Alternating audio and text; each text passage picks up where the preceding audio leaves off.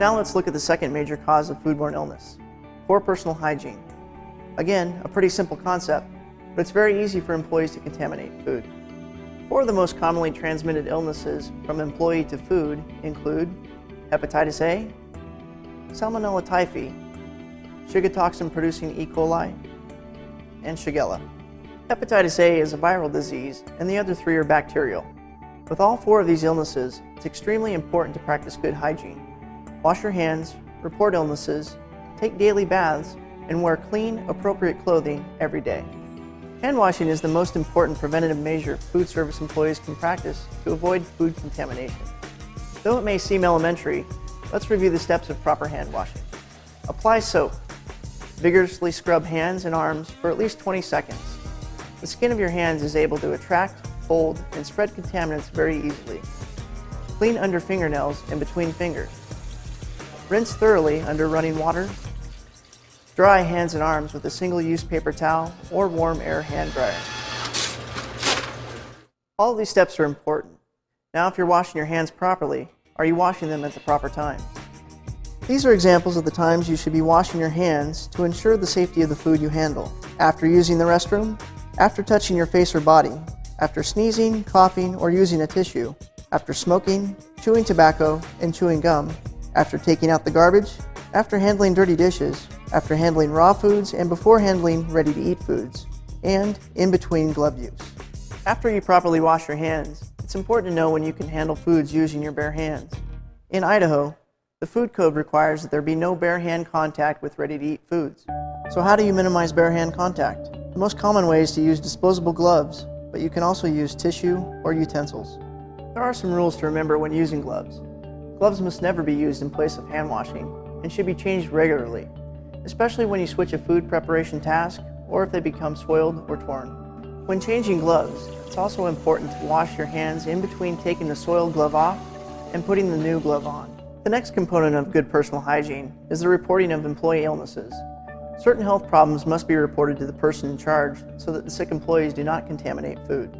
If an employee has a fever, diarrhea, vomiting, a sore throat with fever, or jaundice, then they are restricted from working in a food establishment.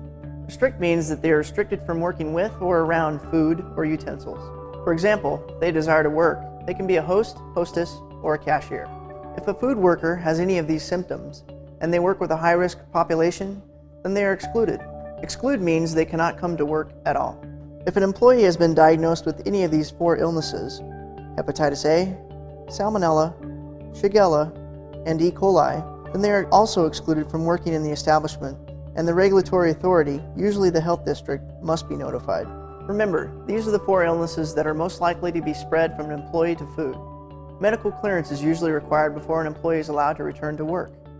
Let's illustrate the point with a short story. Harold is a cook at the local diner.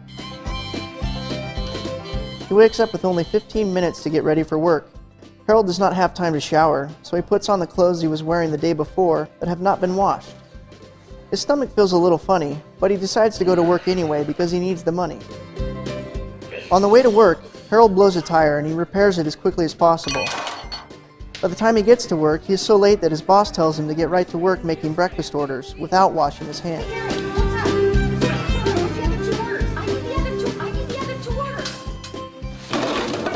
After the breakfast rush, Harold takes out the garbage and then starts to get the salad bar ready for the lunch shift without washing his hands. Meanwhile, Harold's stomach is feeling worse. He tells the boss, but the boss dismisses it because two other employees have already called in sick, and she can't afford to lose Harold too. Harold complies, but rushes to the restroom to relieve himself. Harold washes his hands and realizes there are no paper towels, so he just wipes his hands on his apron and gets back to work. Is this any way to run a restaurant? Let's see if we can identify some of the things that Harold and his employer did wrong. He doesn't shower, he puts on dirty clothes, he feels sick but goes to work anyway, fails to wash up before starting to cook, takes out the garbage and again fails to wash up before preparing the salad bar.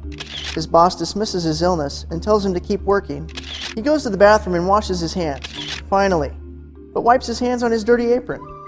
Harold's story is a pretty extreme example, but does demonstrate the many ways food can become contaminated when employees and their employers don't follow basic hygiene rules.